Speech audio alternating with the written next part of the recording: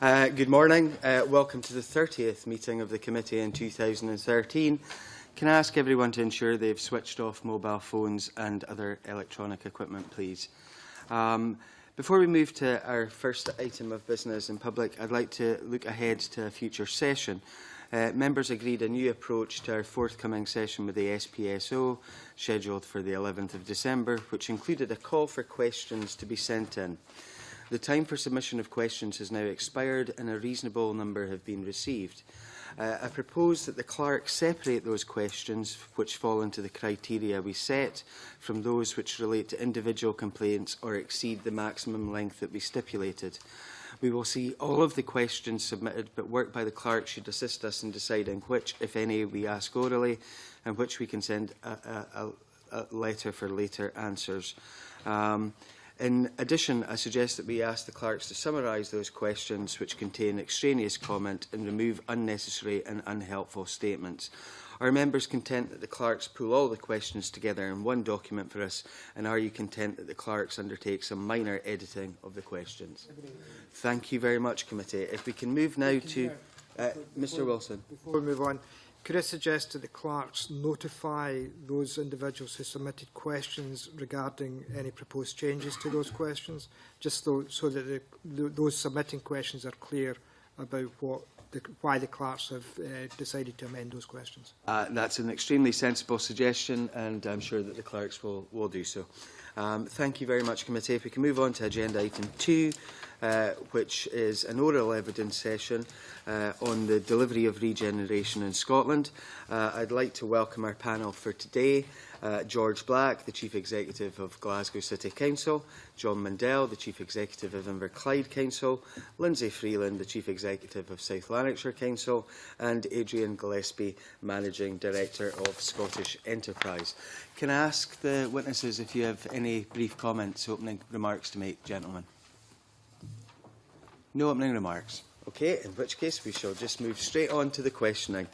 Can I ask, first of all, how do local authorities and Scottish Enterprise align their activity with government policy, and what difficulties, if any, are they facing in delivering the Scottish Government's vision in the National Regeneration Strategy? Who wants to kick off?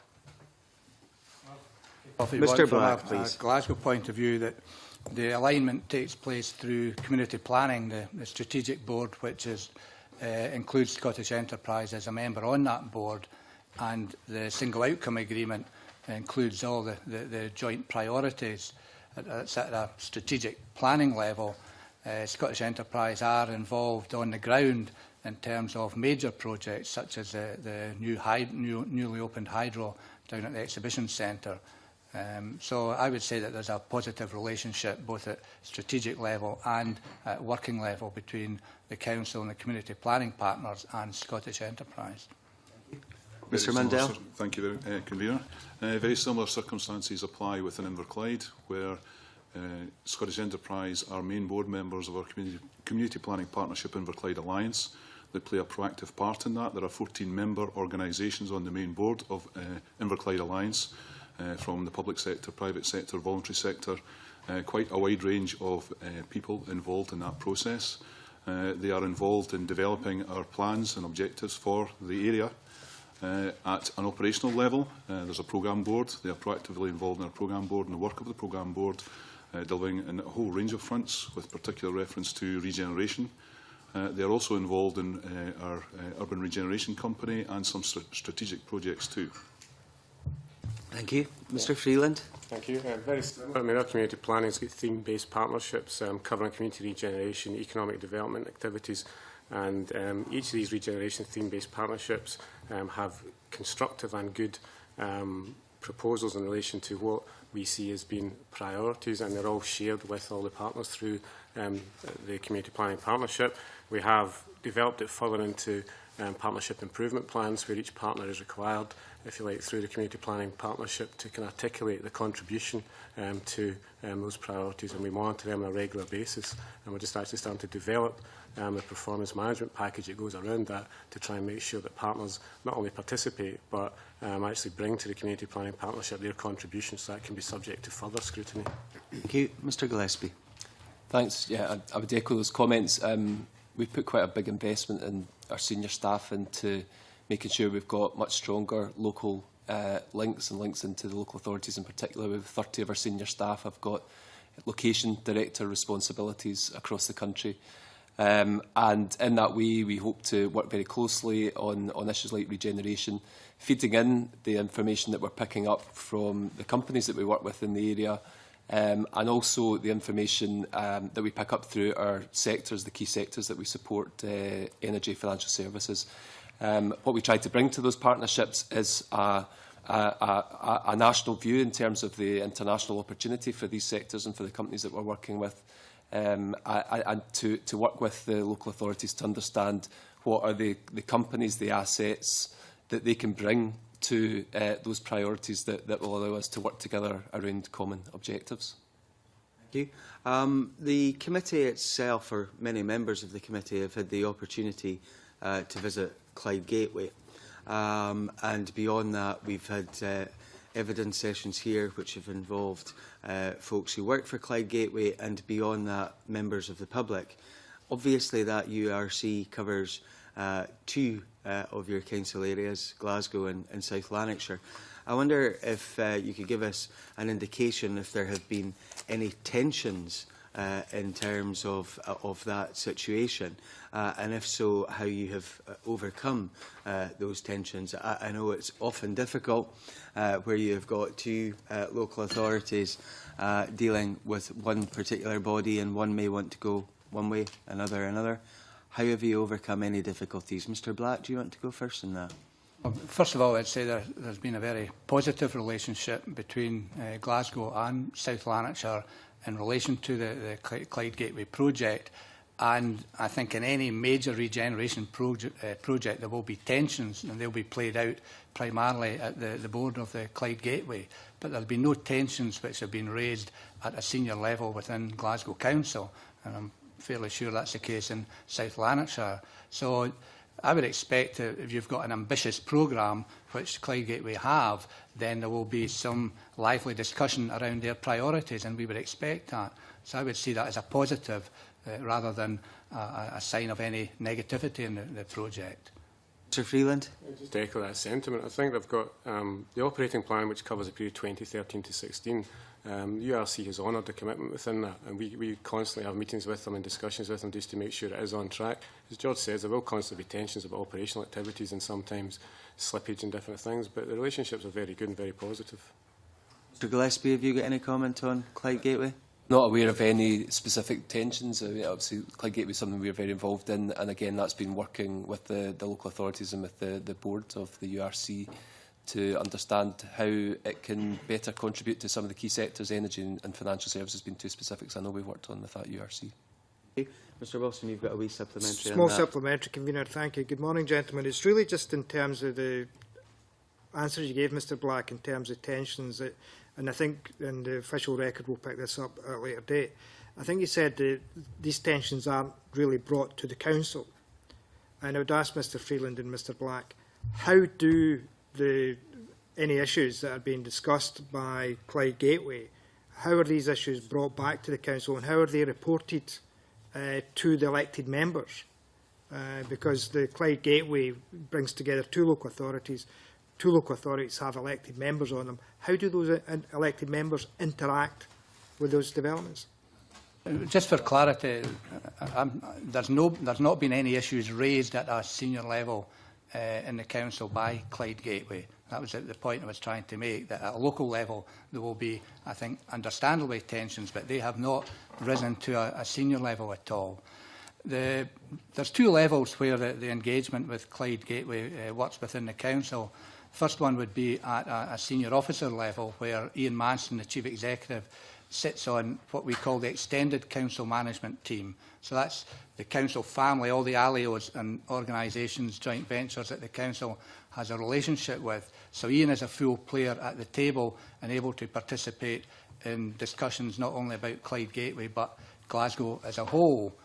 If there were to be tensions were to arise, then I would expect that would be in the first instance raised through myself, either via the elected members or Ian Manson, and then that would be raised with senior elected members within the Council. And taken through ultimately to the Council's Executive Committee, but there have been no reports of that nature to date.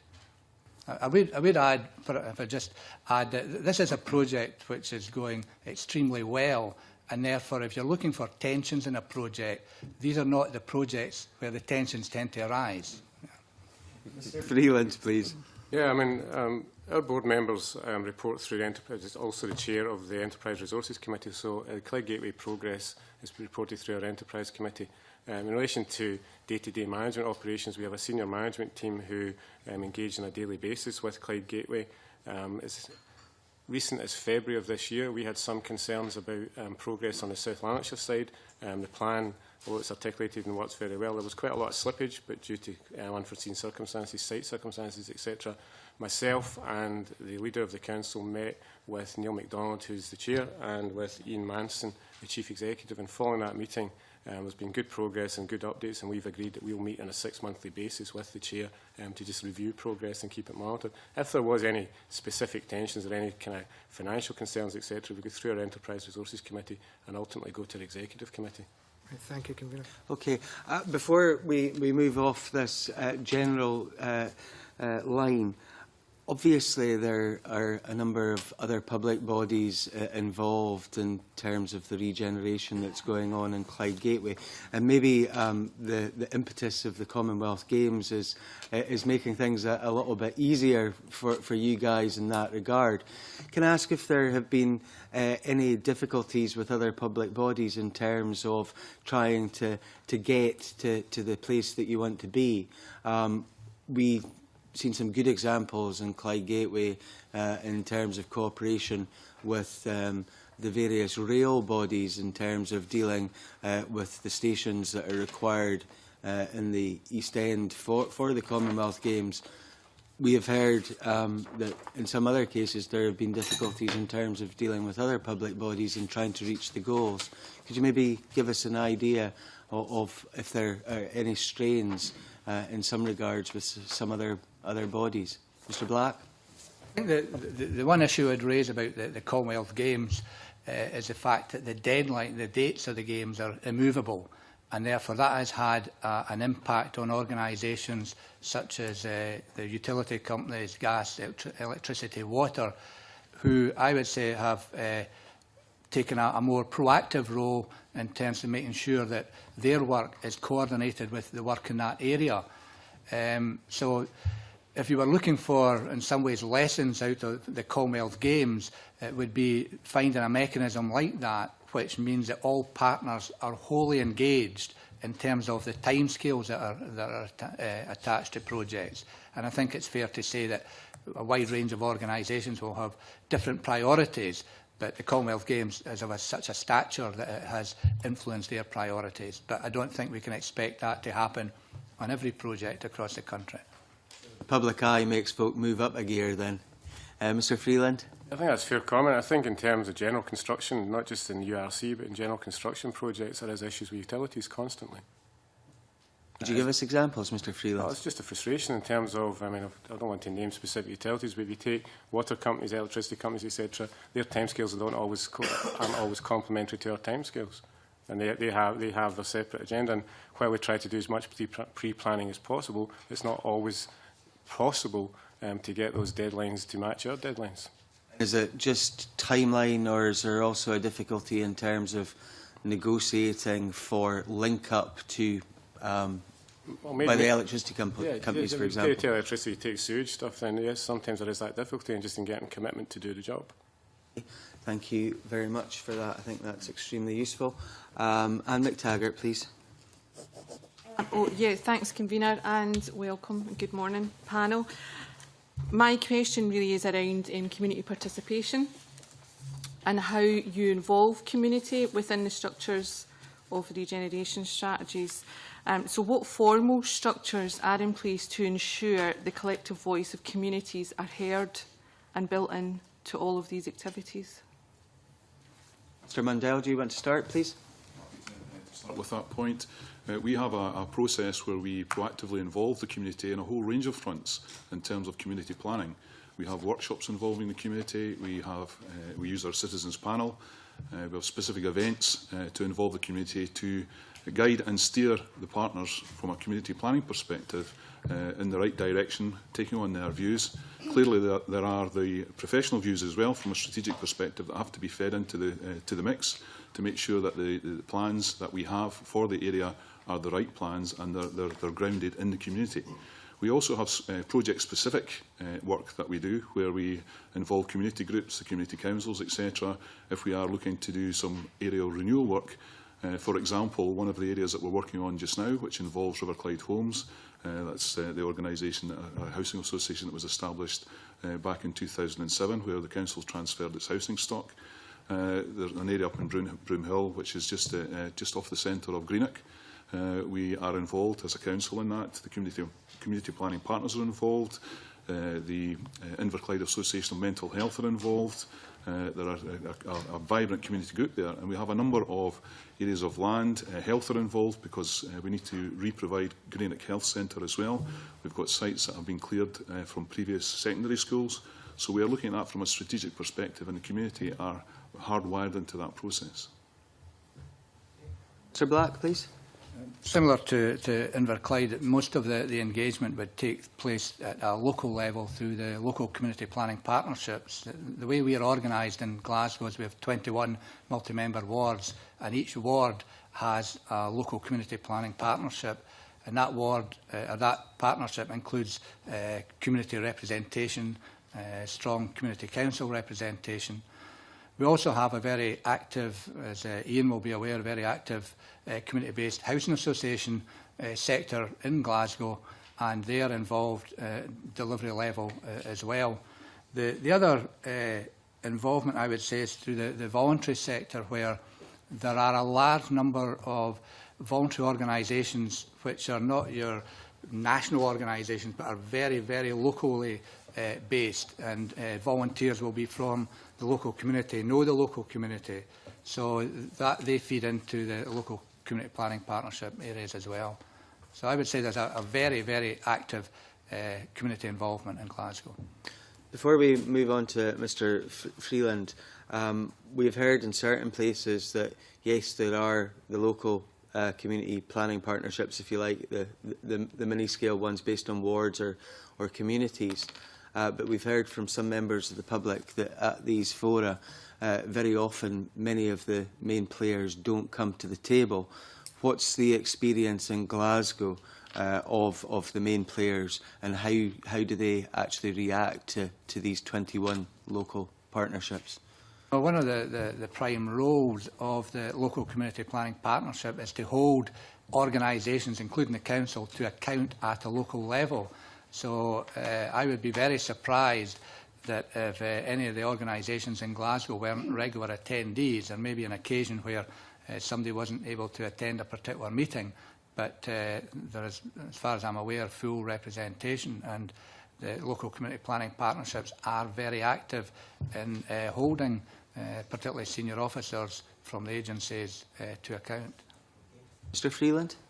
Very similar. I mean, it's a requirement for all our programme delivery partners to work in partnership with the communities and to demonstrate how they work with the communities, to involve them in the decision-making projects and forming the projects. We've also got, through the economic strategy, we've got a voluntary sector network which brings together about 160 organisations to focus on the thematic of economic development. And these arrangements, I think, help articulate and focus the voice of community groups in South Lanarkshire, and we meet with them on a regular basis to focus on economic and regeneration. Mr. Gillespie. I mean, our engagement with communities is through the community planning partnerships. We would rely very heavily on the feedback that we're getting from local authority partners through those partnerships as well. I mean, the impact that our work would tend to have in communities would tend to be around things like new company investment, which tend to be very well received. Where we're working on with companies in difficulty, again, that would be an area. If there's a company who was announcing redundancies or closure, we would work very closely with the local authority in terms of handling the initial situation and helping the workforce there to find alternative work, or what we might do to then use facilities that are left behind to generate new employment. So that would tend to be either through direct relationships with the local authority or at a strategic level through the community planning partnerships. We would also deal with communities where some work that we were doing was having a direct impact on the community. So a recent example I can think of would be when we worked to put the Samsung wind turbine demonstrator in our energy park at Methil, where we held roadshows for the community, again in partnership with the local authority there, to seek the community's views and to take the community with us on that development. In a past life, I was the chair of a social inclusion partnership, and quite often used to get frustrated when Scottish Enterprise didn't turn up on a regular basis. Obviously, I would imagine that attendance at the community planning partnerships would be much better than it was previously. But going down to the level that Mr Black was talking about, at the community level, where often a huge amount of the main business is done, what's attendance like by Scottish Enterprise at that kind of level? Our involvement would be through the community planning partnerships at local authority level, and that we would seek to pick up engagement with communities through that feeding through into the community planning partnerships. One of the 21 in Glasgow, for example, thought that Scottish Enterprise had a part to play in something that they were dealing with at that particular point in time.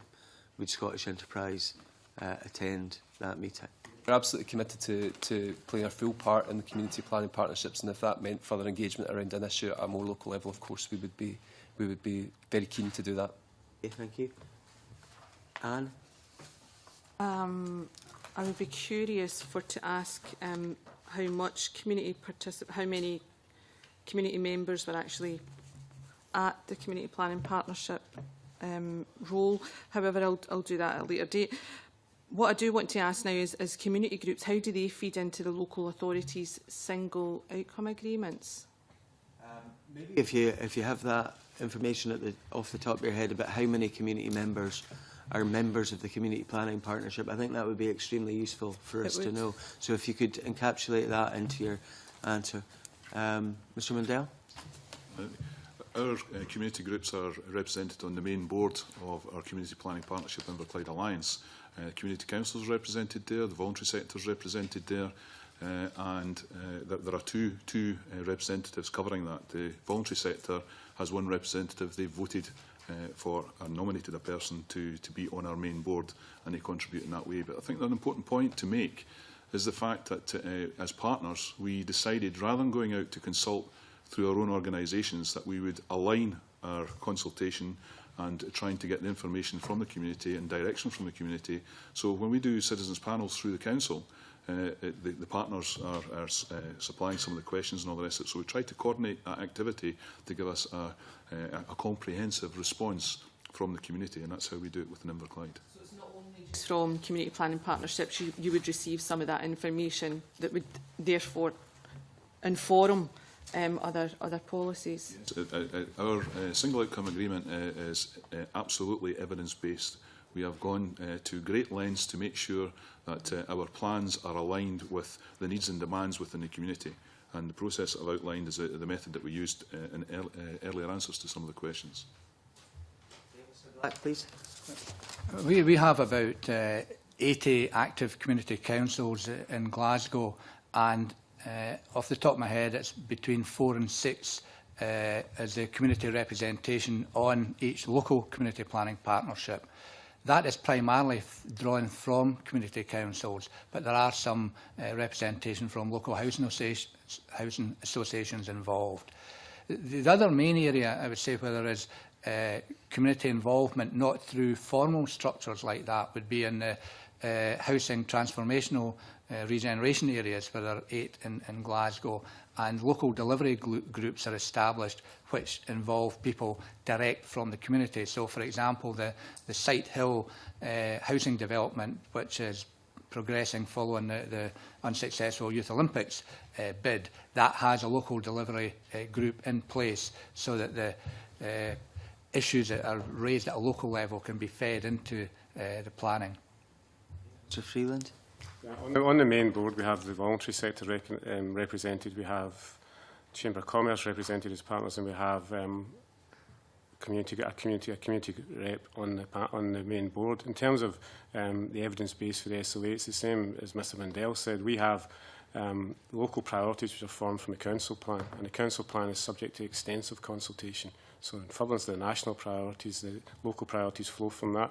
They're all consulted about. We've got citizens panels, we've got local groups, we've got tenants groups, we've got a number of groups, both formal and informal structures, which feed back into the kind of mainstream council work, which is then fed back into the community planning partnership. Okay. Can I ask, before I take in Mr Buchanan, in terms of the citizens panels that you have mentioned, are these panels self-selecting, or do you actually go out and look for all kinds of different folk? Mr Mandel? Yes, we try to get a representative cross-section of the community.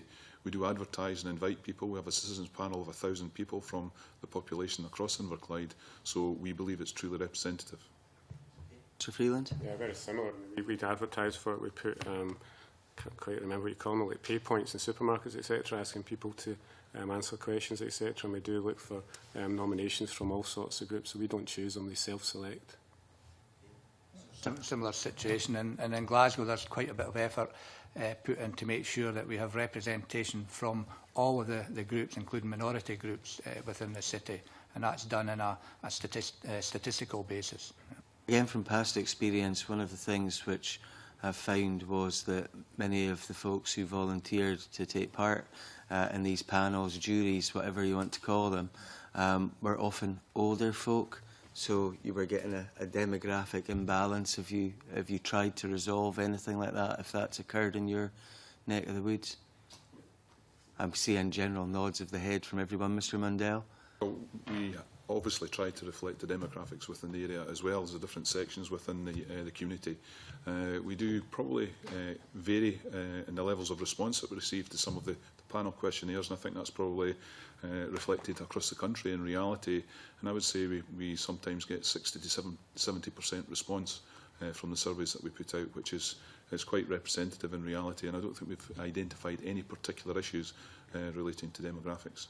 Mr Freeland? Yeah, similar to that, plus we engage with Youth Council, we've got elderly groups and we've got different special interest groups who we engage with as well, and they represent different demographics. It's a similar situation as mentioned. Annan, please. You talk about getting all these people involved, and particularly the community councils involved, etc. But how do you actually, and sort of a lot of purple passages about sort of identifying outcomes which the ultimate success of the project can be measured. How do you measure this success with so many stakeholders and so many people who are interested? How do you measure it, and how do you eventually come to a conclusion? I don't quite follow it. It seems to, particularly things like the community councils, which are obviously very important and locally involved, but I don't follow. You've got such a myriad of stakeholders, as you call it here. I don't quite follow how you come to a decision in the end. Mr Black, do you want to start with that one? Okay, well, at two levels. At a strategic level, the outcomes are agreed at between the Council and the Scottish Government through the single outcome agreement. What we're talking about at a local level is what are the local priorities that matter. There are budgets available at a local community planning partnership which are pushed down devolved from the council down to local partnership, so they're able to decide as a group on their priorities and commit resources to these priorities. The other issue with the community councils is that they all have their own elections, and the council has supported the community councils in making sure that elections have taken place. So we feel that there is a good balance at the local level between the local ambitions and the resources that they have available, so that it's not just a talking shop at a local level, but actually they can put money towards their local priorities.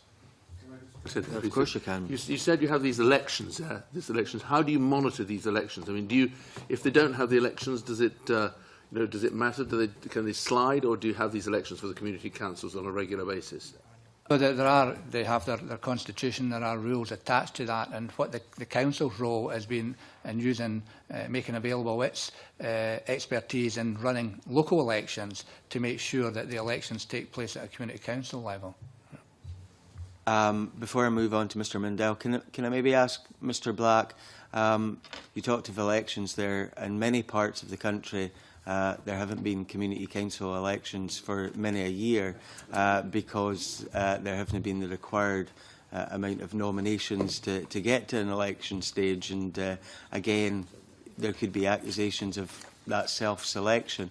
How many of your community councils have been elected in recent times rather than just nominated and in?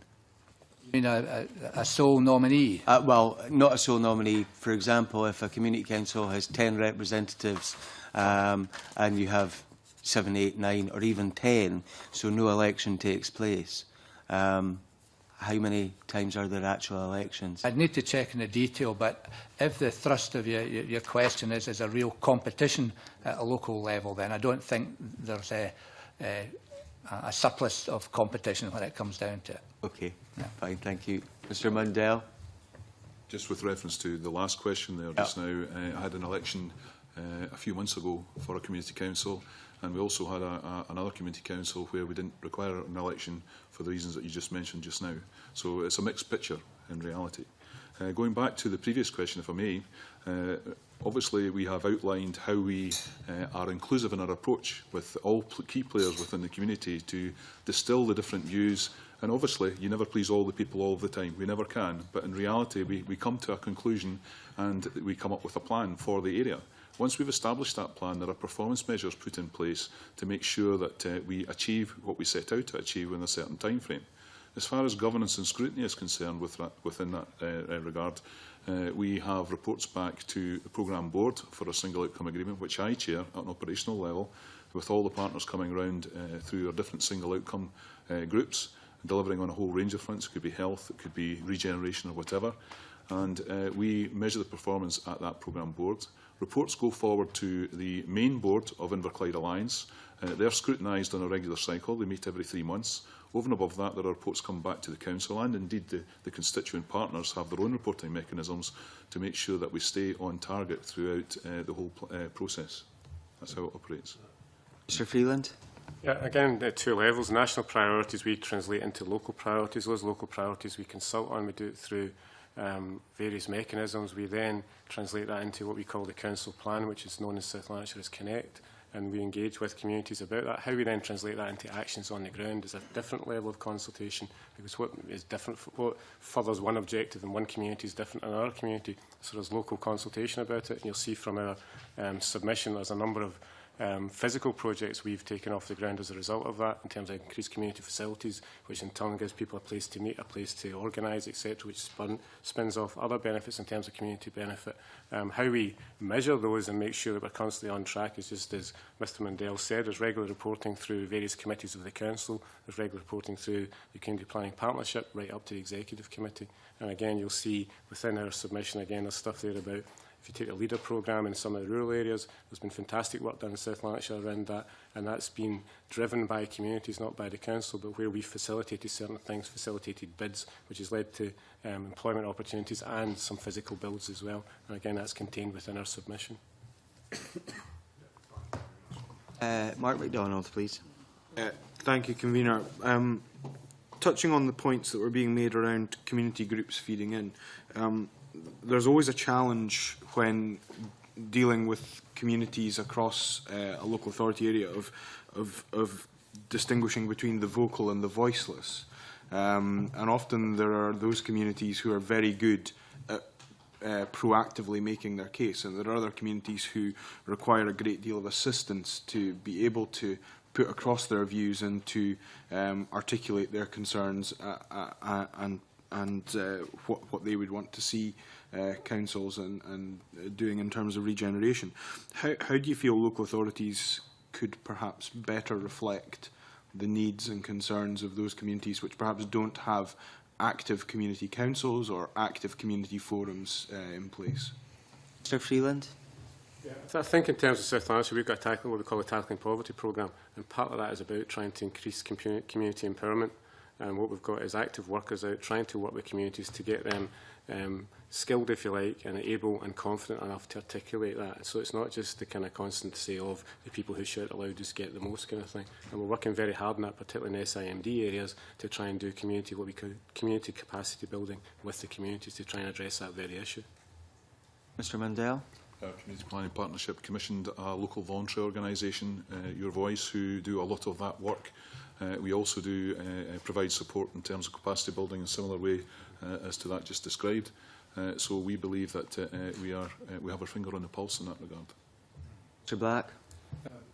Similar, although there are community councils widespread across Glasgow, that the people who are participating in community planning do need support in terms of how they engage with that process.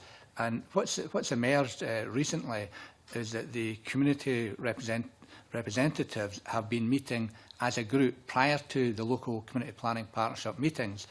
I guess something you guys would recognise as a pre-meeting, as it were. But this is regarded as very positive because it allows them to get their views discussed at a local level before it's fed in to the formality of the local community planning partnership. So I think there's evidence there that the support arrangements can help local people actually participate fully around the table. Conscious, Mr Gillespie, that I'm not asking you to answer many of these questions because I don't think that your area of responsibility covers some of these things.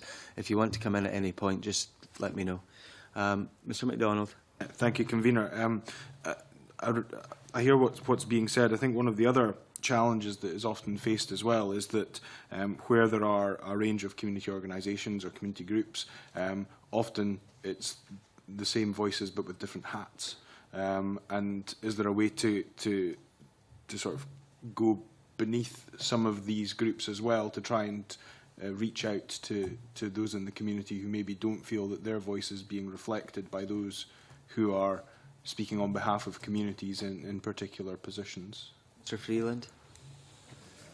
The way to try and do that is we try and increase the volunteering levels in the communities and try and spread it across a wider base. We've got new established community-run activities in areas as well, so hopefully more people participate in them, and that again builds a base for people to give a view and have a view. And as people start to participate in activities, they tend to start to want to engage more with the council, etc. So it's all about trying to build it from the bottom up and try. I mean, you can't force somebody to come to the table and discuss it with you, but we try and make sure that we don't just go to the same people all the time. We try and give people the opportunity to comment on service provision through a variety of ways. So it can be in private, it can be at public meetings, etc. So there's a range of things, including, as Mr Mandel said, things like surveys. But the biggest, I think, success is when you actually start to develop communities. Sometimes it's physical regeneration through improved facilities, and then that generates more community-run activities. And by more people participating in those community-run activities, you get more feedback and more, I suppose, community cohesion, which feeds its way back to the council. And sometimes priorities change as a result of that. Mr Mandel. My own experience has shown that if there is an issue that the community are interested in, they will come out and express their views. A recent example for our council was the potential of introducing a transit site for gypsy travellers. And the community certainly came out in that regard to all the community events that we had to trawl the views, and these views were taken on board to develop our policy and the conclusions that we came to. Other than that, we have a very similar experience to what's been described already. Black. Well, I would echo John's comments that there are public meetings held in Glasgow for initiatives that are taken forward. I referred to Sight Hill earlier, and there have been various public meetings, well attended, very vocal, views being put across very clearly. I guess the challenge is these are single issues, and it's how can you engage these people to have a more permanent involvement in the future of the community, and I think that is a challenge that we all have. Mr MacDonald. One of the issues is around delivery of council services within communities in order to perhaps drive regeneration. But another aspect is the presence of physical assets. Whether they be council or other organisations that operate them. What importance do you think is attached to ensuring that there are physical assets within the community that the community can use as focal points and that can be used for a variety of community-based activities. Mr. Black. I think the assets are vital to local communities, but I think the communities don't want to see assets divorced from the future of the local community. So if you're looking at it from a place point of view, they want to know what are the schooling opportunities, what are the GP facilities in place. So it's a more holistic take that they're looking at. The council has a policy of transferring assets to communities, and that is quite active. But that's not something that I think should be forced on communities. It has to be bottom up rather than a policy which is driven down. Things that we've heard as we've gone around the country from certain folk is this perception that council services are better in some of the leafy suburbs than they are in areas of deprivation.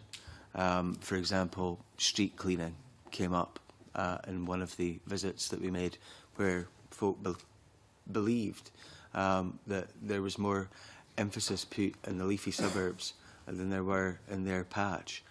Have you done any audit work in any of your councils to see if these perceptions are right or whether they're wrong? Mr. Black.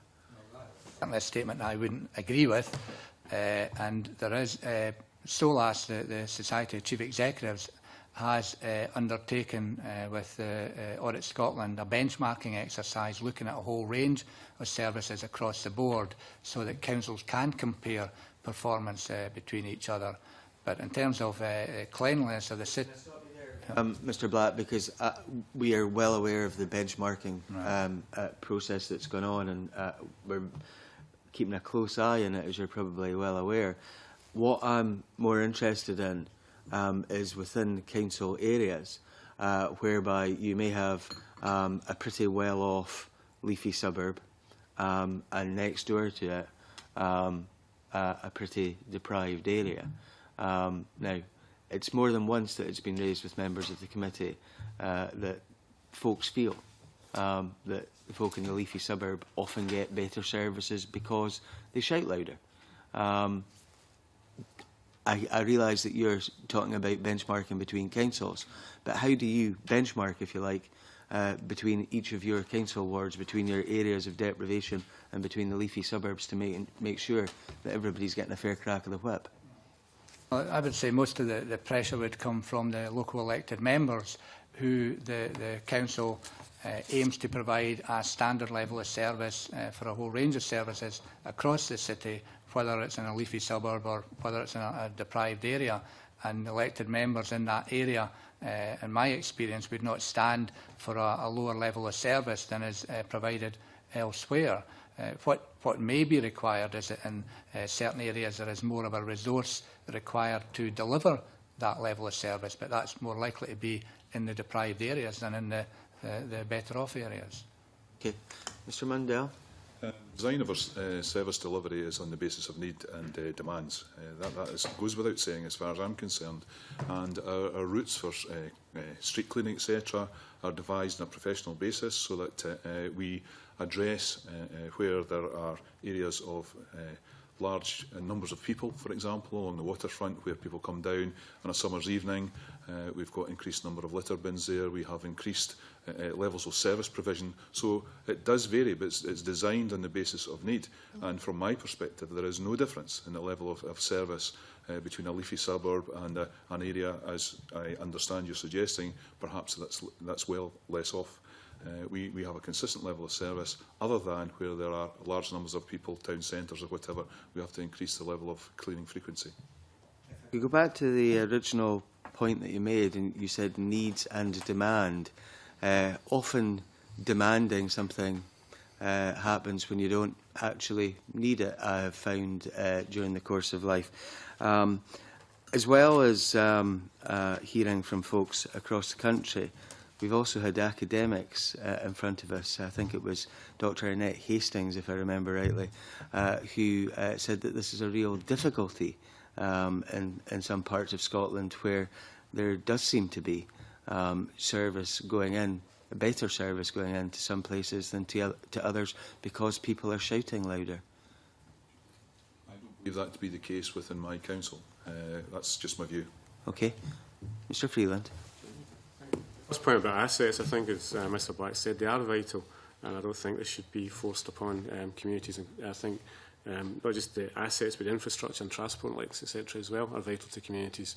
In relation to the differentiation of service provision, I'm not aware of that in South Lanarkshire. I think we try to make a standardised service.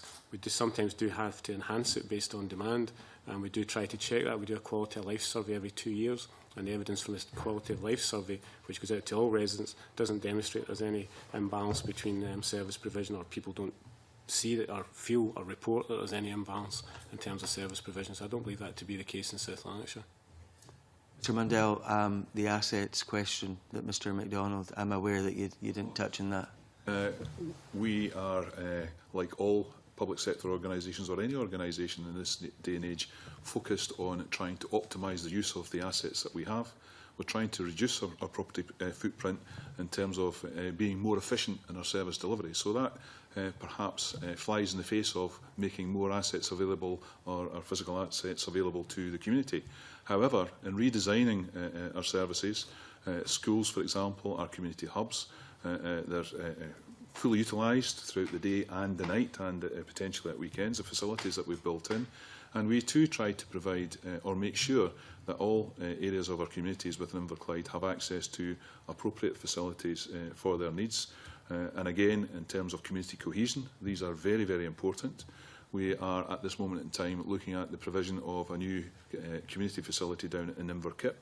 There are other areas within Inverclyde we have done precisely the same, and we obviously assess the need, and we make sure that people have access to facilities. Well, it's not just the council facilities, we try to work with other partners to make sure that the assets that we have at our disposal are used to full advantage. I think there's a bit to do in that regard, and I think it's a moving feast in that sense, but I think we are on the case. Last question from me, Convener. As well as the provision of assets, there's also the fact that every council goes through a rationalisation of assets, whether it be school closures, whether it be community centre closures, whether it be other forms of asset rationalisation. What cognizance do you give to the regeneration profile of a community when looking at your assets across the council, and which assets you might consider closing or disposing of? Well, if I was to look at a live example just now in the Dalmarnock area, where we're looking at the council has it's a £250 million pre-12 new build refurbishment programme in place. But with the Games Village there and other planned housing, what we are doing is projecting what will be the future demand in terms of families coming through. So it's not just a case of looking at what the demand is at the moment, but trying to predict further down the line, so that you're not closing a facility now, which may not be required now, but will be required, say, in 3, 4, 5 years' time. So I would say that there's quite a sophisticated approach taken to making sure that you are looking ahead, and you're also aligning yourself to the plans of other organisations in the city. I understand the point you're making, but that's generally the process you would go through, irrespective of the location of an asset. What I'm asking specifically is whether the fact that an asset is based within a regeneration community has any bearing on decisions the council might take, given what we've just discussed around the importance of having community-based assets in regeneration communities.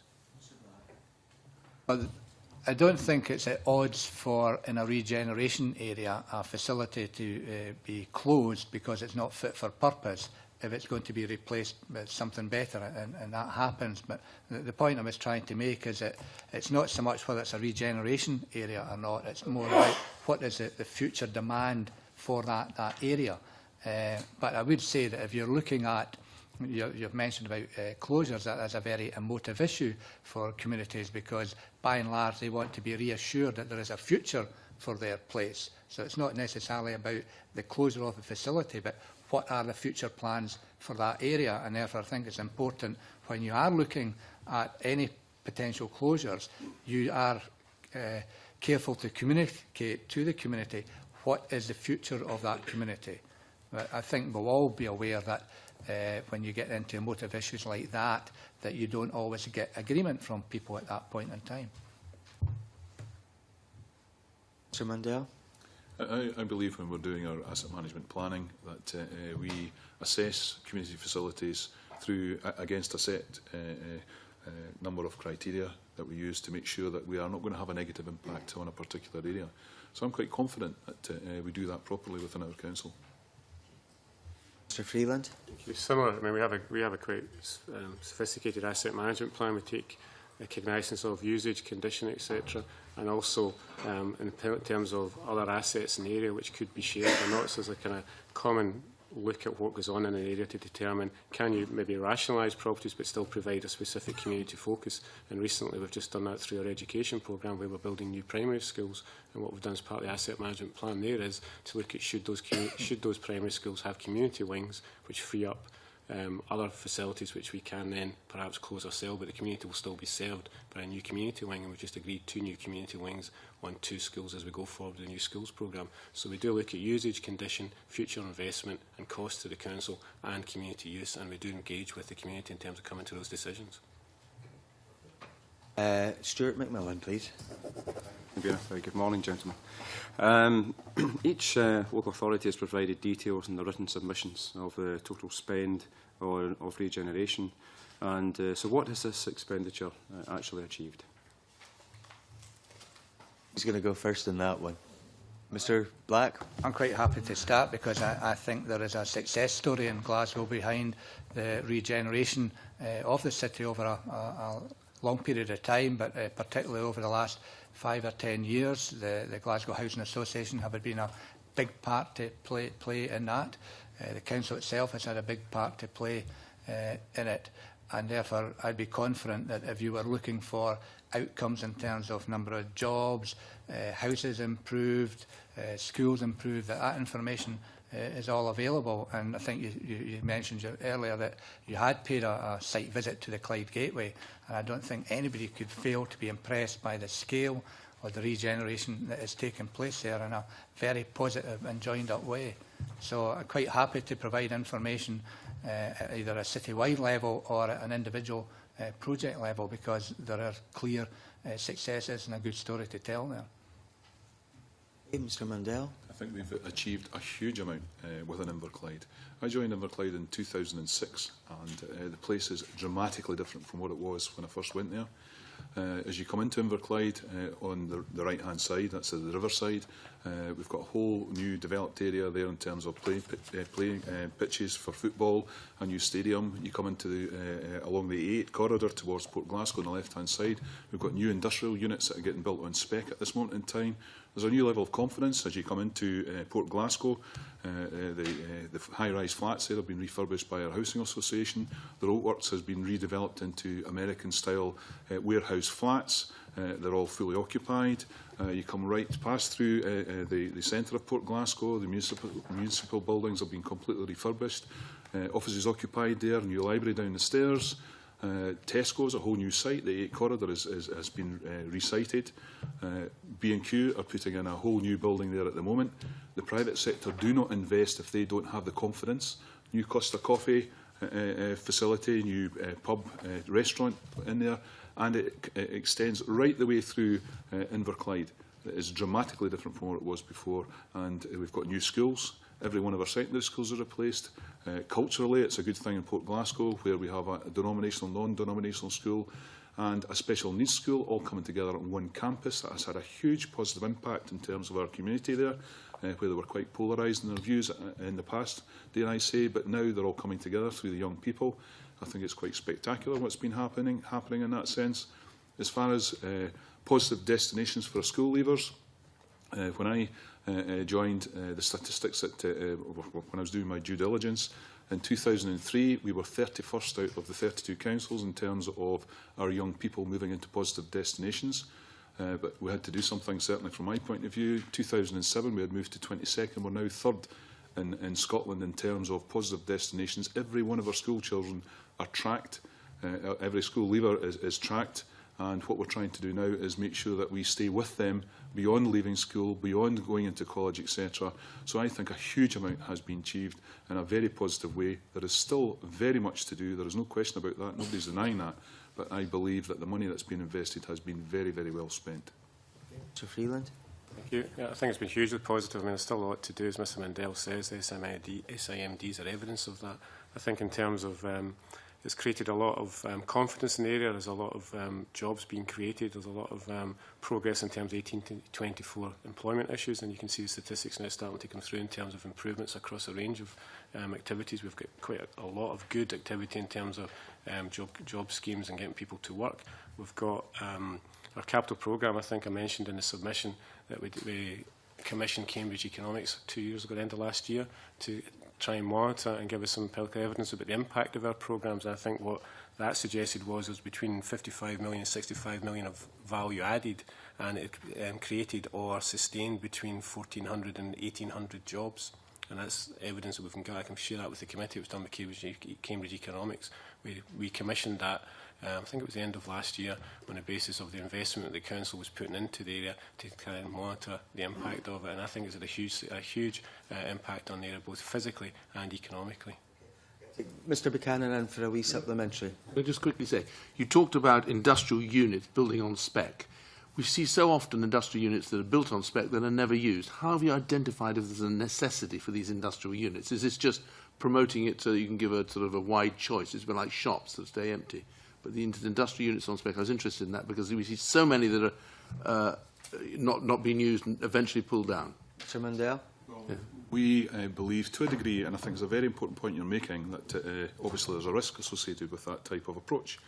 However, we believe that because of the level of confidence that this is starting to appear, that it's worthwhile. We've had the experience through our urban regeneration company of building two new office blocks, which both of them are now, one of them's just finished just a few months ago, and both of them are now fully occupied. Albeit it's not just about new jobs, it's also retaining and sustaining jobs within our area too. As far as the industrial units are concerned, our industrial estates portfolio, which is now managed by our urban regeneration company, is in a much better state than it was before. We believe that in these particular units that are being built at this moment in time, that we will get them occupied in a relatively short space of time, based on the evidence that we have available. Mr Buchanan. How have you identified that, though? That's what I was trying to get. I mean, you said you believe it, but how have you identified that's done through our urban regeneration company. They are responsible for doing that. I think, Mr Mandel, one of the things which has come across, if I remember rightly, in North Lanarkshire, we visited Cumbernauld, and one of the things which folks there were saying is that a number of industrial units had been built which had never been filled. And, you know, people rightly were saying, we believe that that money should have been spent on something else.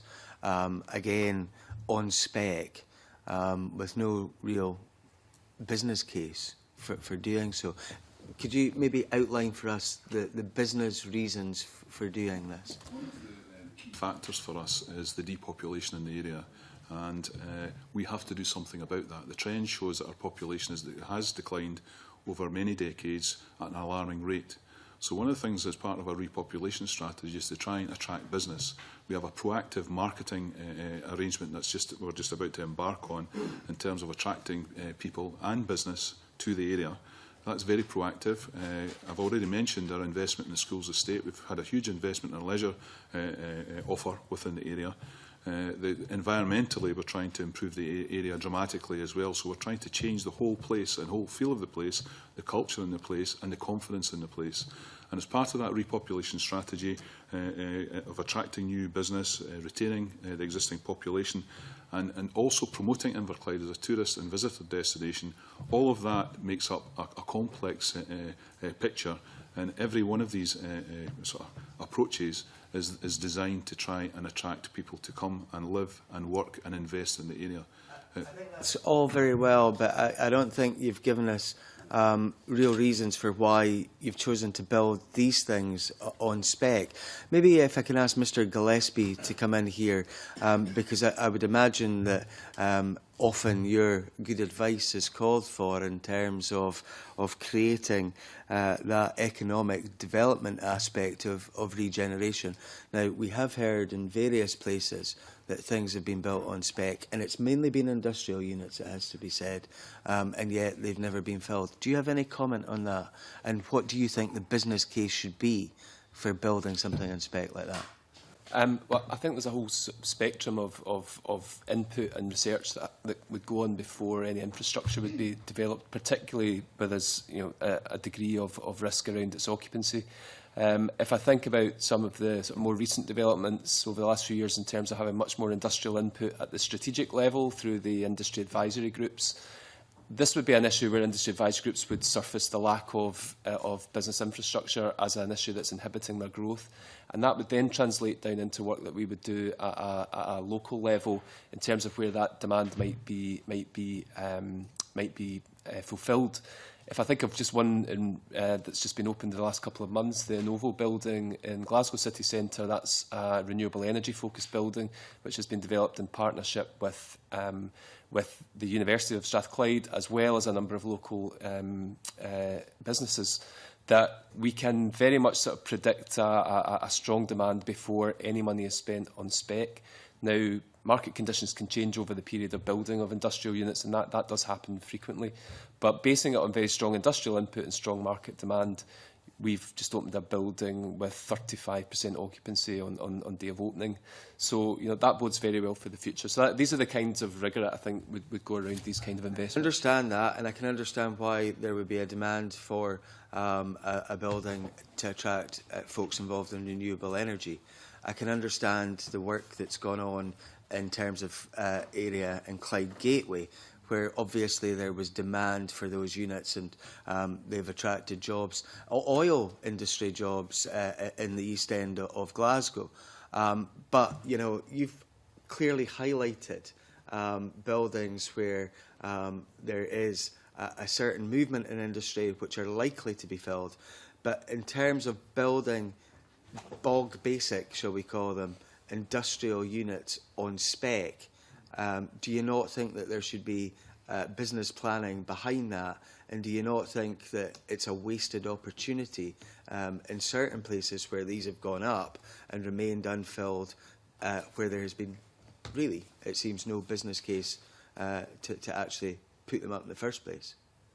I mean, I think that happens less and less now, and I think the same rigour that I've just described would be applied to any investments for local industrial units as well. That would be based upon the strong demand coming through from the community for business space, and we would feed that in. If we're working with companies who are saying that they want to stay within the locality but they need larger premises or different premises, then we would work with the local authority in terms of trying to fill up some of these business space before we would consider building something new. Are you cooperating with Inverclyde and Riverside Inverclyde in terms of these buildings that they're putting up in spec?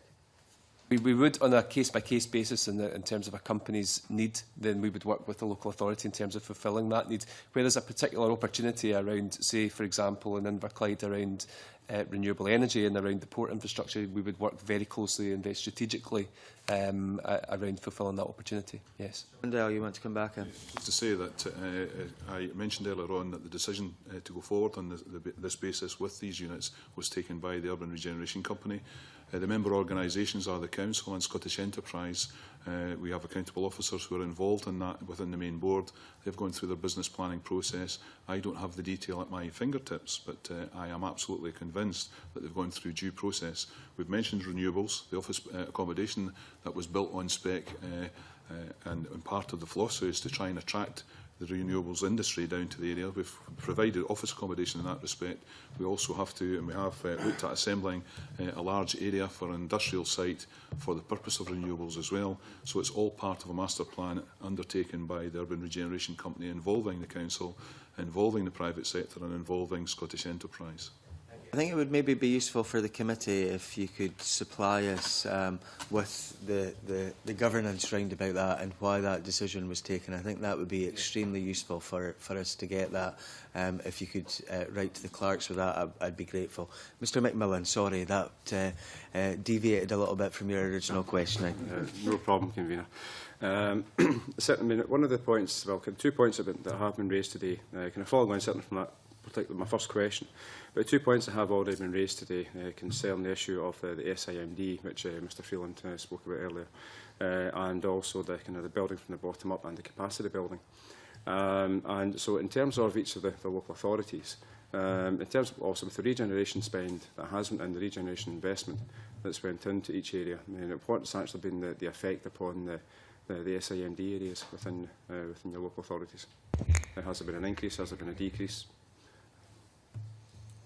Okay, Mr Black.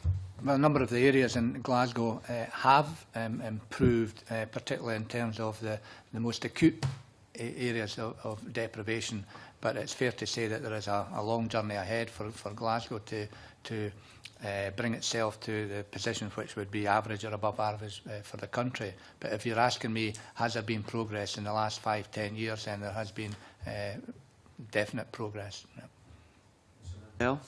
Obviously, it's a long-term game, and the investments that we're making just now, we are expecting returns over an extended period. As far as the SIMD areas are concerned within Inverclyde, that's a moving feast as well. It moves from one analysis period to another, and we still have a lot of work to do in that regard.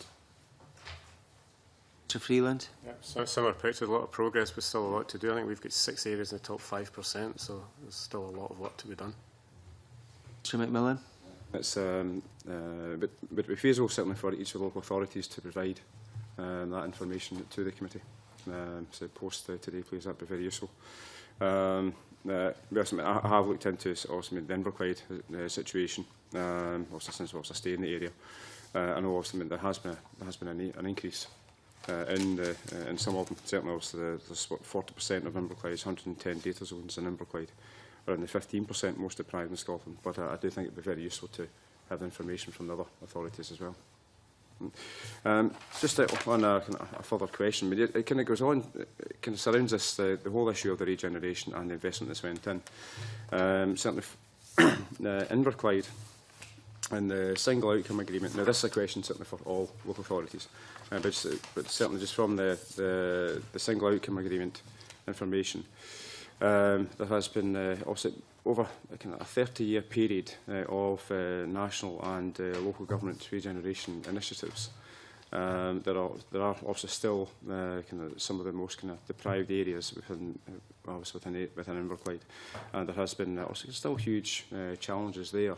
But I'm keen to try to understand in terms of what actually has happened across all 3 areas. But what's actually happened and what lessons actually have been learned in terms of the huge amounts of money that actually will have been invested in each of the 3 areas to make sure that anything that actually wasn't successful, any particular areas of investment actually that didn't provide the returns for each of the local authority areas, actually those mistakes won't be made again going forward. Mr Freeland? I think that's one of the challenges, and that's one of the challenges I think the community planning ethos is bringing to the table in relation to transformation. It's always difficult to stop doing something and start doing new things.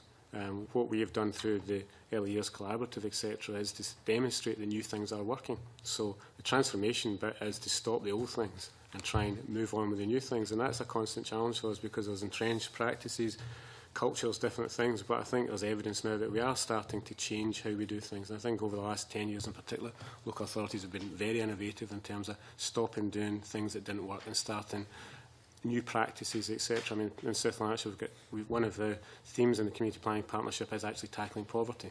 And we've got a range of initiatives, and there's a whole different way of working around tackling poverty. So things are changing. The trick is to try and make sure that the resources are then, I suppose, aligned to that, and you take the money from the things that weren't working and realign it, and that is a constant challenge for us. But we are thinking a lot better at it. Could you provide any examples in terms of something that you've stopped doing? Well, if you take I think, in terms of, in the past, you had a traditional social work service that would go and support vulnerable families. Now that's much more integrated into council structures.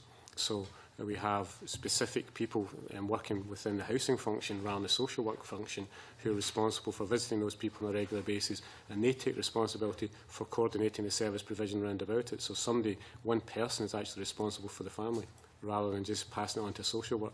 A social work person, so go through a social work team would deal with one small part of the problem, whereas we've got a much more holistic approach to tackling vulnerable families now. That includes everything from money advice to proper adequate housing, help with heating bills, etc. And it's somebody, as I say, takes responsibility for coordinating the council and the partnership resources, whether it be health professionals, etc. Have you done any analysis on that at all? In terms of the breaking the cycle stuff, which was a few years ago, there was plenty of analysis done on that, and there's other internal analysis in terms of some of the projects we've got as well. Yeah, yeah. If you could provide that analysis, that would be brilliant. Mr Mundell. Yes, thank you. You referred to the SIMD areas within the single outcome agreement. The figures or statistics you referred to previously are there. The Community Planning Partnership are fully aware of these specific examples that you gave. We too are committed to learning from previous experiences, not just within Inverclyde but in other areas too. I alluded to our approach in terms of employment, education and training for young people. We changed our approach and applied a different method. And that change was, rather than dealing with in general numbers or big numbers of people leaving school and not going into positive destinations, we took it right down to individual named people. And we brought that alive in that sense, to the extent that we track these people to make sure they have the proper bespoke support mechanisms in place for them, so that they've got a better, more positive future ahead of them. So that's an example where we have learned from getting it wrong in the past, and we're now doing it differently, and it's bearing fruits. If I looked back, I think in Glasgow certainly there would be a time when there was too much concentration on physical change being the solution. So improve people's houses and that would improve the area by itself. There was also a tendency to create a vehicle, an organisation, perhaps similar to an urban regeneration company, but the key difference was that that organisation sat separate from the rest of the organisations in the city. So it's almost adrift. And lessons which have been learned is that there has to be a much more holistic approach to regeneration that takes on board social issues, employment, the environment, not just the physical nature, and also that it has to be a joined-up approach with all the organisations, as we've heard today.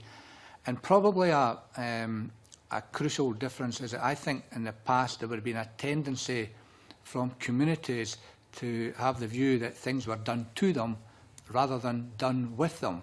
And therefore, these three issues are lessons that I think have been learned and are taken on board going forward. So, if it's okay, Convener, I'd like to ask just a couple of questions just to Mr Mundell, if that's okay, just regarding regeneration and going forward. Just it's very kind of brief questions. Obviously, the mid-term review document that was published, on page 107 it mentions two, at the bottom of page 107 it mentions two companies. Inverclyde Property Renovation LLP and Inverclyde Development Limited. These have been set up to also can help take regeneration forward. It doesn't mention, the report doesn't mention a company called Inverclyde Renovation Limited, which is based at the municipal buildings. And that was set up in February of this year, and just wondering where that actually plays a part in regeneration and going forward. You've mentioned the mid-term review was published. In actual fact, it was leaked before it was published, and I think people are aware of that particular issue. As far as the detail of that mid-term review is concerned, that's been dealt with by the member organisations and the main board of Riverside Inverclyde, and it's appropriate to leave them to deal with that particular issue at this moment in time. It's not appropriate for me to go into the detail at this time. Of the company aspects, no. Mr Mundell? I'm not familiar with the company you're referring to at the moment. But the company is based at its registered offices at the municipal buildings. Well, as I say, I'm not in a position to give you an answer on that at this moment in time. If you could delve into that and maybe write to the committee with that. Mr McMillan. Thank you. And just one final question. It's regarding the mid-term review. Obviously, it's New Skills Consulting. They undertook the mid-term review. But obviously, they've been around Inverclyde since they were appointed to the Inverclyde Alliance to do some work on the 9th of May 2008. This was they were appointed as external consultant support to the Inverclyde Alliance. In terms of the review, would it be normal practice to actually have an existing consultancy firm undertake a review as compared to maybe having a separate consultancy firm come in and actually undertake a review? So it could be seen to be potentially kind of a conflict of interest if they're potentially doing a review on work that they might already be involved in over a period of time. Mr Mandel. I'm not sure that's entirely correct. My understanding is that New Skills, who are the consultants that were appointed to undertake the mid-term review by the two member organisations, the Council and Scottish Enterprise, jointly commissioned to undertake that review, were commissioned earlier this year. I'm not aware of New Skills having been involved in Inverclyde Alliance before that time. I'd never heard of the company other than earlier this year.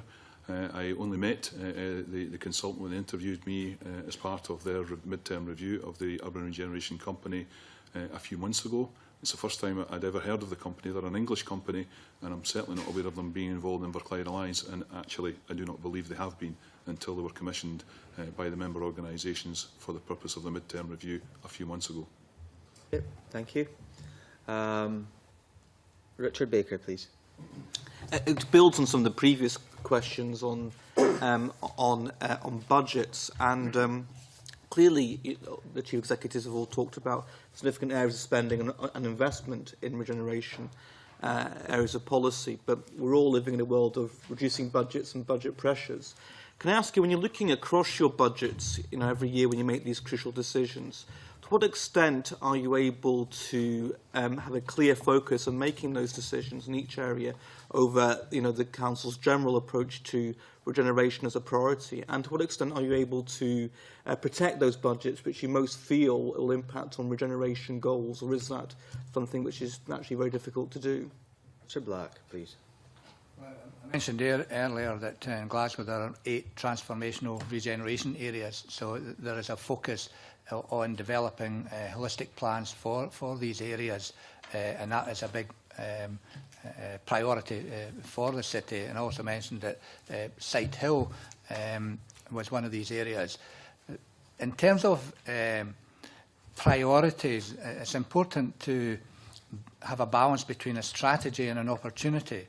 So the Sight Hill Village was at the bottom of the list in terms of priorities for regeneration, but the opportunity through the Youth Olympic Games bid moved that to the top of the list. So the strategies are in place, but we do need to be fleet on our feet, to take advantage of opportunities that come along. In regard to your question about budgets, the city's approach to regeneration is not to have a regeneration budget as such, which has to compete with education or have to compete with transport, but is to take a place-based approach. So if we are refurbishing or new building pre-12 schools, then it makes sense that we look for the regeneration opportunities attached to that programme.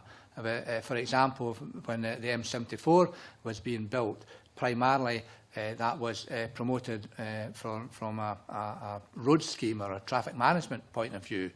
But that opened up opportunities for regeneration in the East End by building the Clyde Gateway route, which is 2/3 complete, to open up opportunities in that part of the city. So I guess what I'm saying is I don't see a threat to regeneration budgets as such. All budgets are being squeezed, but one of the impacts of that has been a greater focus on making sure that every capital spend, you are looking at the regeneration potential of that expenditure.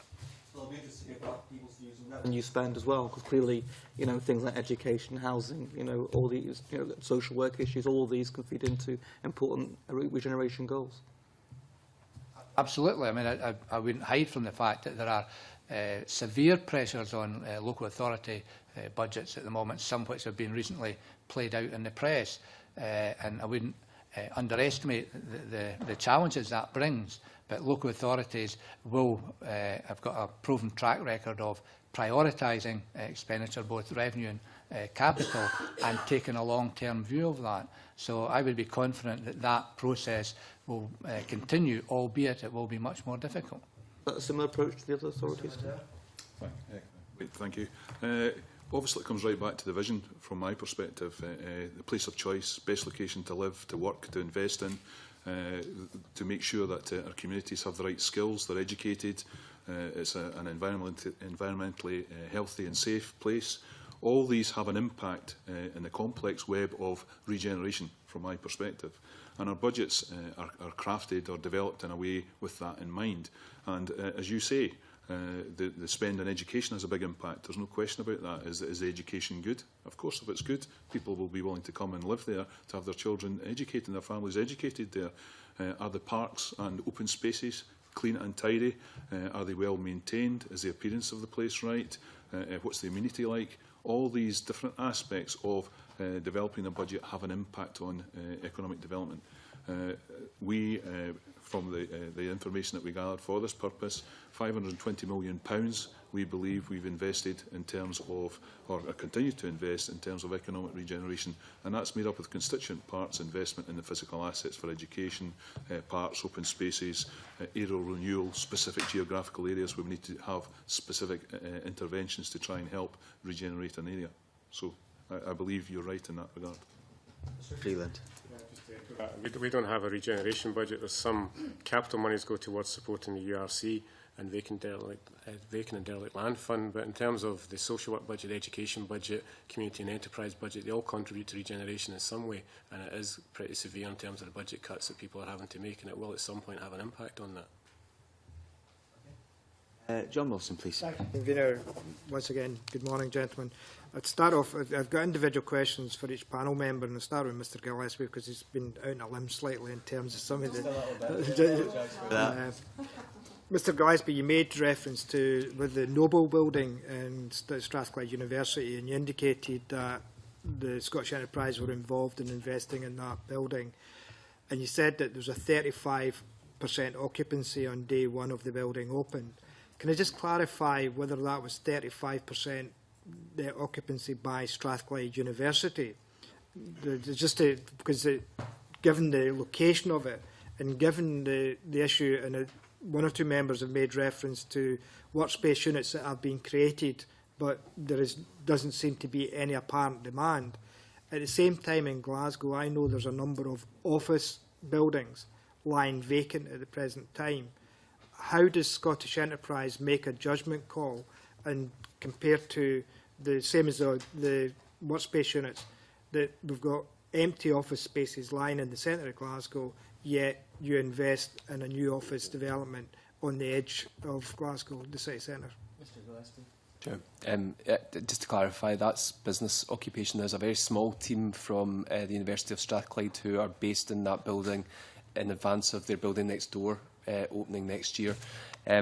But to answer your question, it's not just the availability of space, it's the nature of that space as well, the quality of that space, and the location of that space as well. There's a specific opportunity around the University of Strathclyde Technology and Innovation Centre, which is bringing together academia and businesses in a way that has got an awful lot of business support at the planning stage. Which gives us a lot of confidence that that is going to move forward in the right direction. We would only invest in business infrastructure where there was a gap that existed, and that investment in that gap would bring businesses that wouldn't otherwise come to that location. So in terms of specific occupancy, it depends very much on what the inward investors that we're speaking to, for example, are asking us in terms of their specification that would be deal breakers.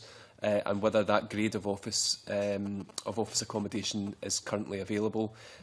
Our first approach would usually be to bring the private sector in to lead that development, with our support rather than for us to lead. There's a specific opportunity around the Novo building where it was appropriate for us to take the lead in that instance. But that is less and less the case these days.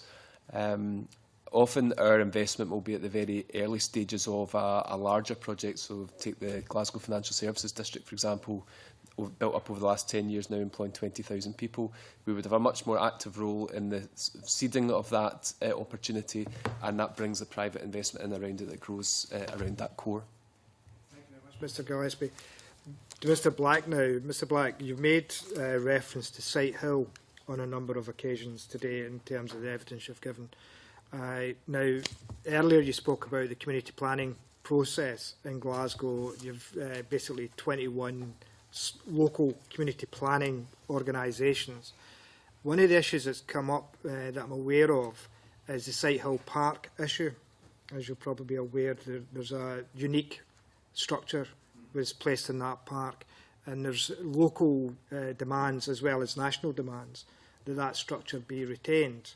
Yet, how would the community feed their views into that development if the council decided to go ahead and build on that park? Mr Black. Mr Black. The local community are already feeding their views into that process, and I would say negotiations are taking place with the community as to how we can find a solution which allows the regeneration of that area to go ahead while still recognising local priorities. And I think that's true of a large number of projects across the city. We've talked about the Clyde Gateway and the East End of Glasgow, but not all of the work that has taken place there was popular in terms of demolitions that took place. And yet the overall impact in the area, I think, is positive. So I wouldn't hide from that issue. I think that's just an example of the type of issue that you get in an urban environment, you know, with a project the scale of Sight Hill. Could I just seek clarification, Mr Black, on who are the we in relation to the community? Are the community involved in that in terms of the regeneration issue? Because you referred to the regeneration we would like to see going ahead. Clearly there are, and this is, I'm trying to get to the nub of the issue about regeneration, is the competing demands from the community who live there, who work there, who want to see the area develop around their themes and growth, and compared to those from I think the comment was made earlier by the convener, things being done to communities rather than communities being involved in doing things themselves. I think I referred to that point myself, that is a lesson from the past. Could I just try and broaden this out a little bit? That it seems to me that in major regeneration projects, and Sight Hill is a major regeneration project, it's not a local issue, it's quite wide, that there are three issues that we need to try and grapple with. The one is, what is the vision, the ambition for that place? And a lot of times a local place is part of a wider place agenda. We also have to look at having the right people in place. So the right people, in my mind, are the politicians with the vision and the courage to take forward regeneration, officers who have the ability to drive it forward, but the views of local people have to play into that. And the third aspect is the timing. And the timing tends to be one of the crucial issues, that people can agree to regeneration plans in principle on the basis that it's something that's going to happen in 10 or 20 years' time.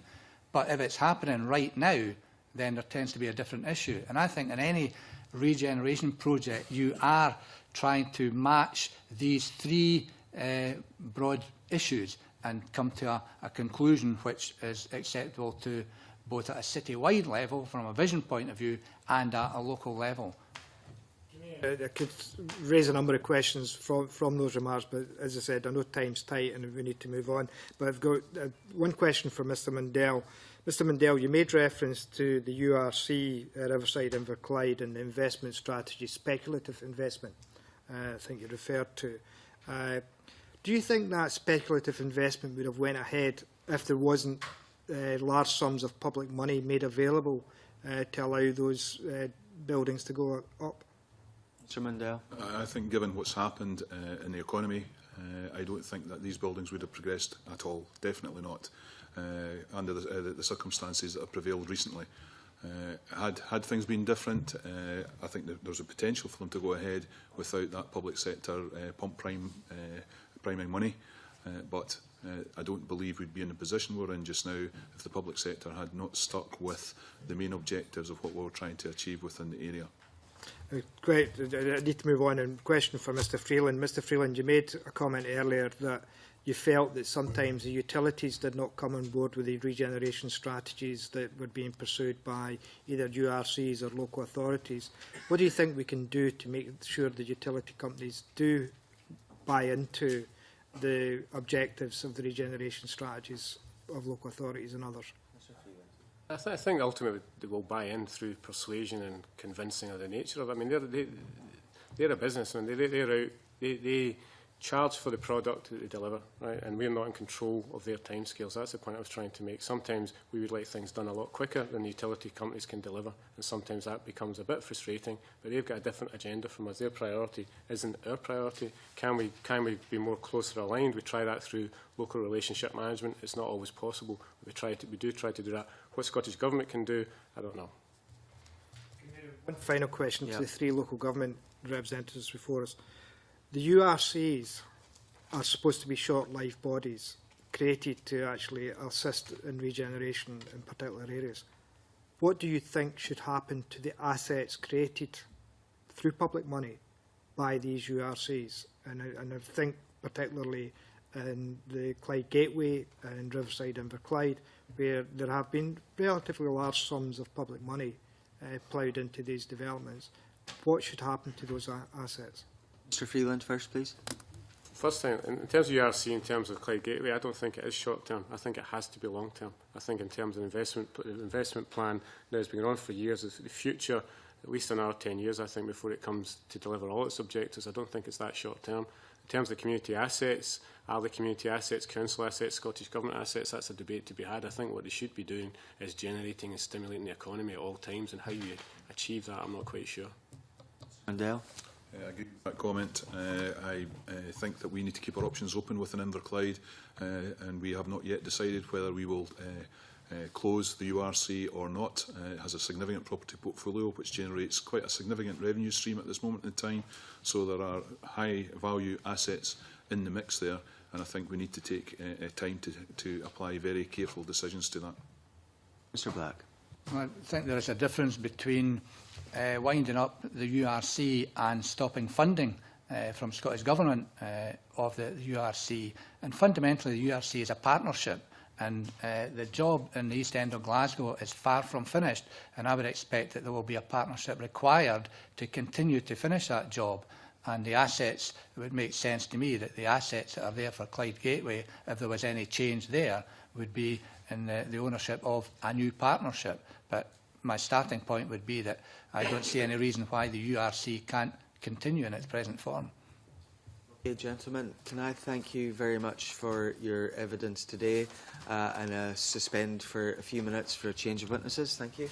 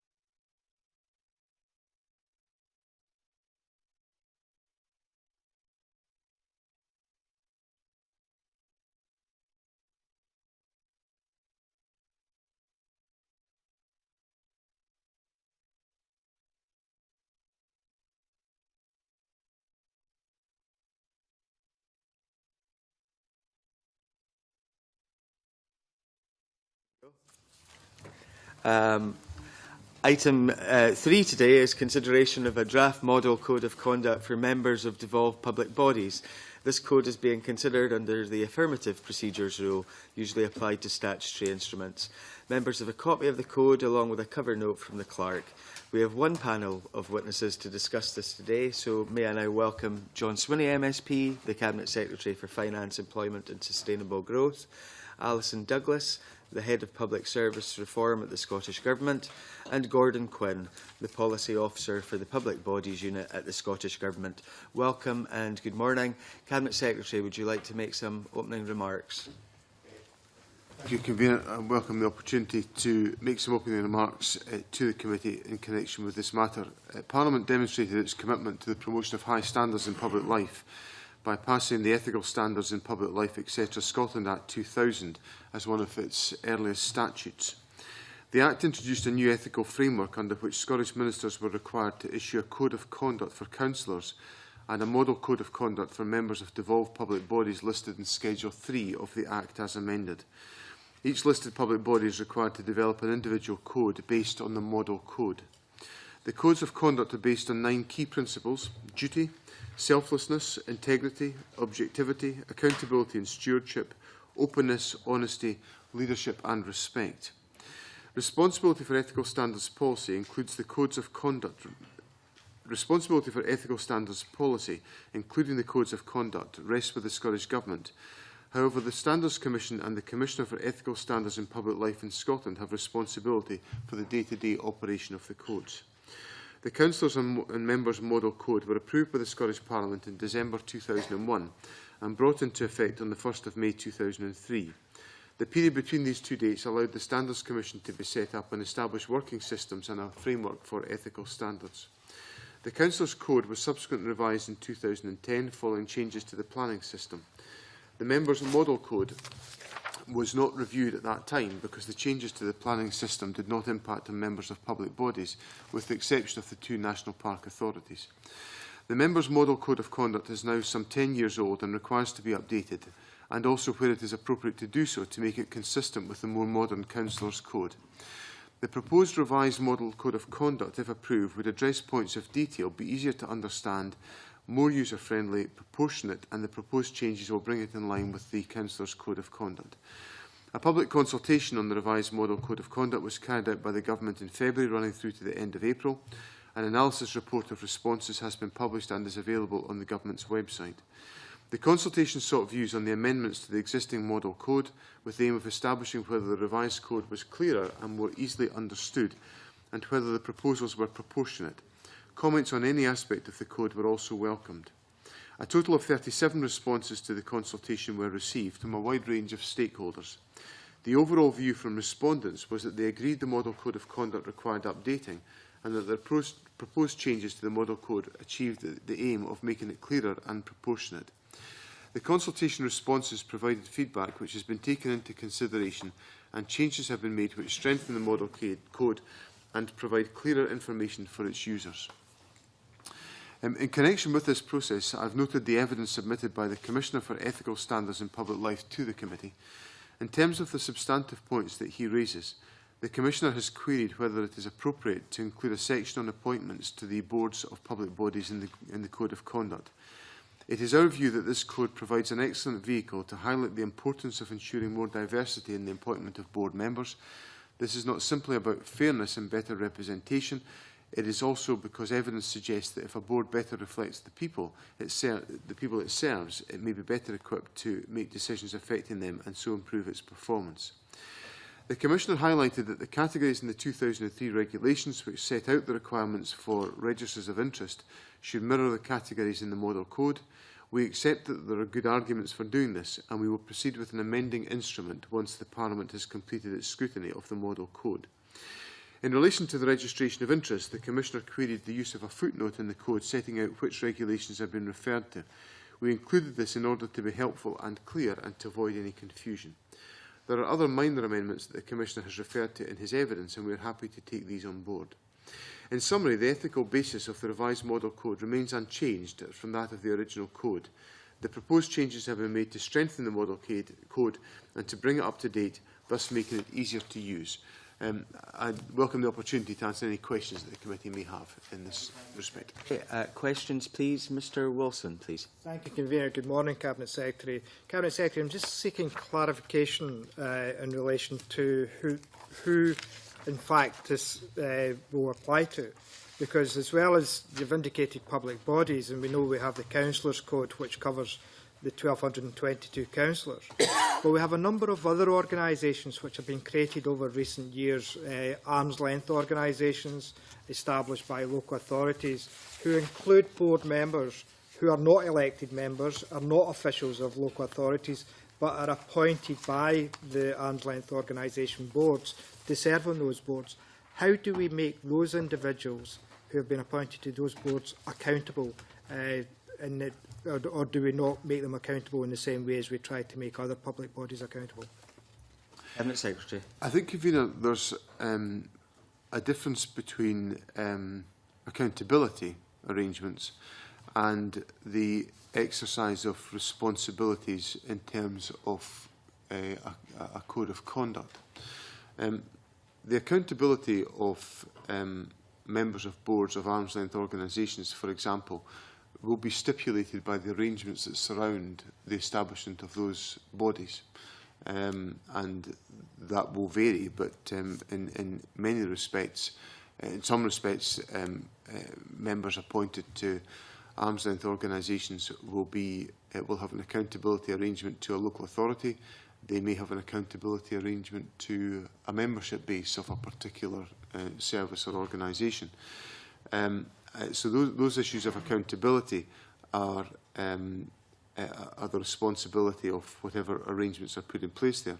I think Mr Wilson opens up an area of interest as to whether or not there is then the proper scrutiny of conduct issues, which, if a councillor is exercising responsibilities, their behaviour is and their actions are clearly governed by the Code of Conduct for councillors.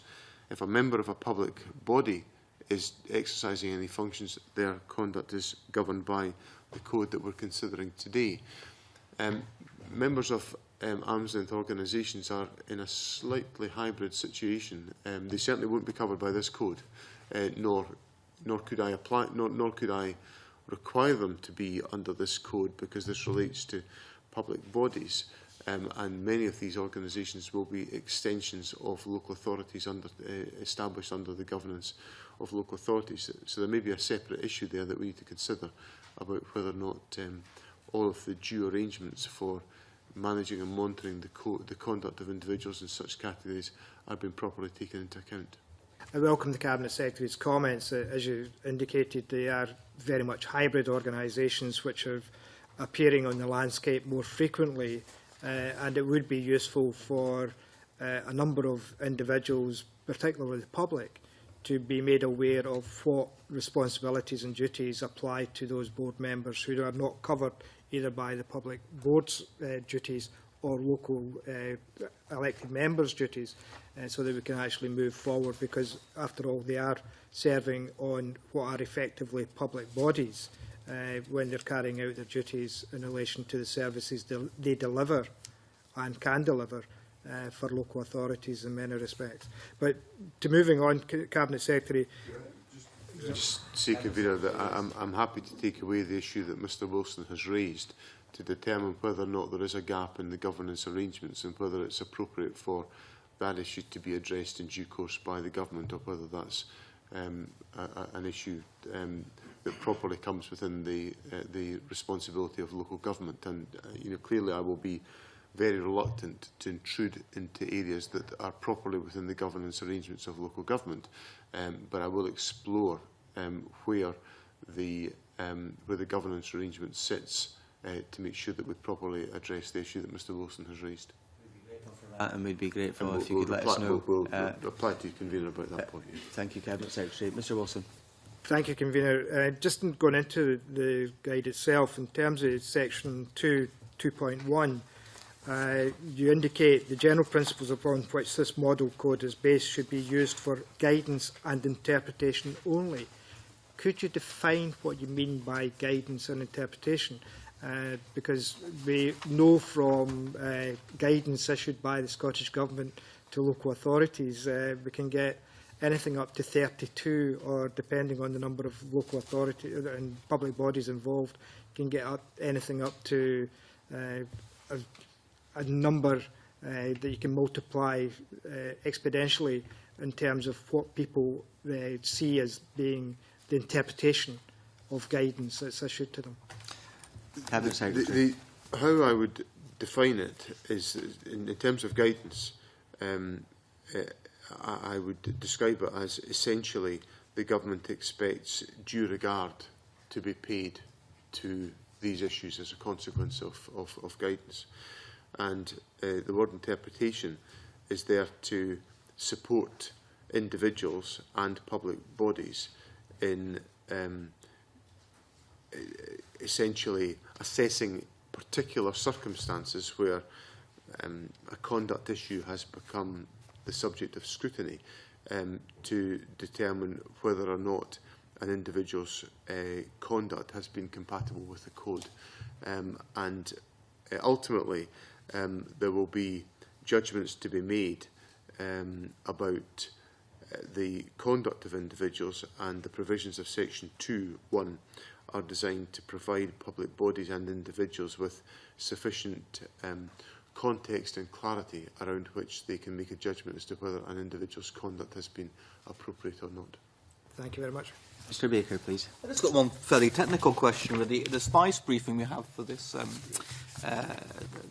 discussion highlights differences between the Councillors' Code in 2010 and the proposed new Members' Code, and it highlights the fact that for councillors, their register of interest should include interests for the period commencing from 12 months prior to the councillor being elected, and there's no such requirement in the Members' Code proposed for registering interests in a period before the appointment to the body. I was wondering what the logic behind that distinction was, why it was felt that was a reasonable requirement to make in terms of councillors and their register of interest, but why it felt that, you know, somebody who's going into a health board, for example, may have, in 12 months previously, you know, been working in a field which would bear some relation to their duties as a member of that board, for example. I just wondered why that distinction had been made.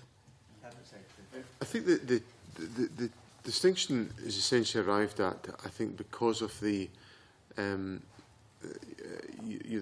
formality of the decision-making process that a councillor will be involved in relation to certain statutory functions that they will be involved in making judgments about. And I think also the fact that individuals have been elected to local authorities, there is, I think, I think it's in a sense a kind of issue that refers also to members of Parliament. You're in a position of much greater public scrutiny about the activities that you're involved in public life.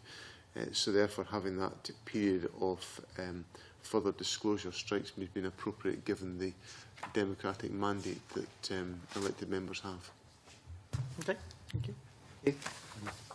No more questions, in which case can we move on to agenda item 4, which is formal consideration of the motion to approve the draft model code of conduct for members of devolved public bodies, on which we have just taken oral evidence. Can I ask if any member wishes to speak in the debate? No. In which case, Cabinet Secretary, can I ask you to formally move the motion? Move, Convener. Thank you. The question is that motion S4M 8382 be agreed to. Are we all agreed? Yes. Thank you all very much. I suspend this and move into private session.